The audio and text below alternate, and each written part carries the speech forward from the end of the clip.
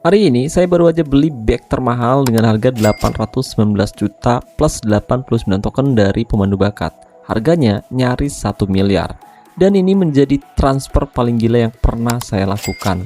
Tapi jujur guys, ternyata saya nggak siap sama hasilnya.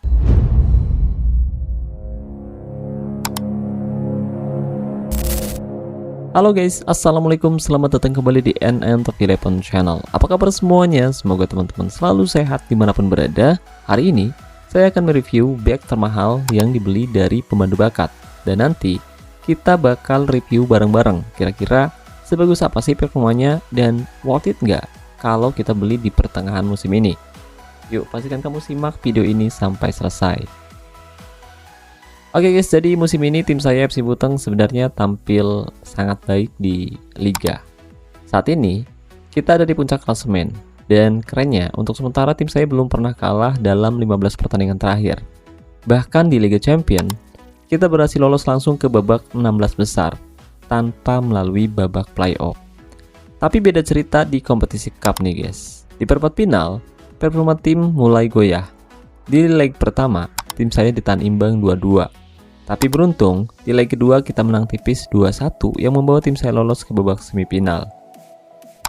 Tapi apes nih guys. Di leg pertama babak semifinal tim saya malah dibantai 2-5 di kandang sendiri. Dan setelah saya cek ternyata lini pertahanan tim saya sangat rapuh. Ya, saya sadar guys, musim ini saya terlalu fokus mainin event. Beberapa posisi nggak saya perbaiki, terutama di posisi back tengah. Karena dalam posisi tertinggal agregat gol cukup jauh, akhirnya saya putuskan beli back termahal dari pemandu bakat. Harganya 819 juta USD plus 89 token. Harapannya jelas, yaitu bikin pertahanan tim biar makin solid, biar tim bisa comeback di leg kedua. Nah, sebelum pertandingan di leg kedua dimulai, saya udah siapin semuanya guys. Mulai dari bonus latihan menyerang, plus bertahan yang udah saya tingkatkan, kondisi pemain udah saya pastiin bugar, dan moral pemain udah mantep banget.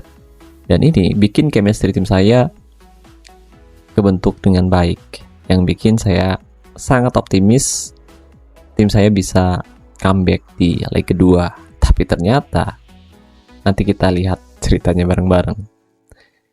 Ya, tim saya langsung dominasi serangan sejak menit awal. Ya, tim kita main bagus sampai di menit ke-17an guys. Tapi lawan main sabar banget, dan dalam satu serangan pertahanan tim saya langsung kocar-kacir, langsung jebol. Ya, di menit ke-21 kita kebobolan guys. Skor 0-1. Asli, parah banget. Padahal saya udah beli back termahal loh guys. Dan saya udah cek kalau skill penyerang lawan itu biasa aja, tapi mereka bisa lewati back saya dengan sangat mudahnya. Mereka menari-nari di kotak penalti, dan bolanya nggak bisa direbut sama sekali, yang bikin saya makin emosi. Akhirnya saya putusin ubah taktik. Setelah itu kedua tim saling adu serangan, saling balas serangan. Tapi di menit ke-63 si Asep, gelandang tengah, saya tiba-tiba ada di posisi back, dan cerobohnya dia lakukan tackle keras yang berbuah pelanggaran guys. Dan apesnya, ternyata lawan sukses manfaatin tendangan bebas tersebut jadi gol. Dan akibat kesalahan si Asep, sekarang skor berubah, tim lawan justru unggul 0-2. Jujur guys, saya makin emosi nih guys. Akhirnya semua pemain saya dorong ke depan, dan hasilnya lumayan bagus. Karena di menit ke-74 akhirnya kita berhasil nyetak gol pertama. Dan di menit ke-79 kita kembali nyetak gol lewat serangan balik cepat. Tapi sayang banget nih guys, karena waktunya ternyata habis. Tim saya telat panas dan skor berakhir 2-2. Dan tim saya gagal lolos ke babak final cup karena kalah agregat gol. Kacau. Ya, begini saya beli dengan harapan besar guys, yaitu untuk memperkuat lini pertahanan tim saya, bantu tim comeback dan jadi solusi jangka panjang. Tapi jujur performanya nggak sesuai ekspektasi. Di atas kertas statistiknya memang bagus banget, tapi di lapangan dia gagal dari tembok terakhir yang saya butuhkan.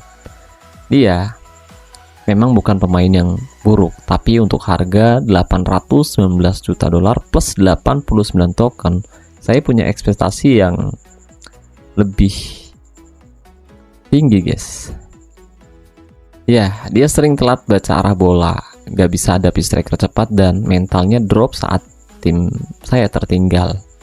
So, dari kesimpulannya, transfer back ini jadi pelajaran besar buat saya, guys.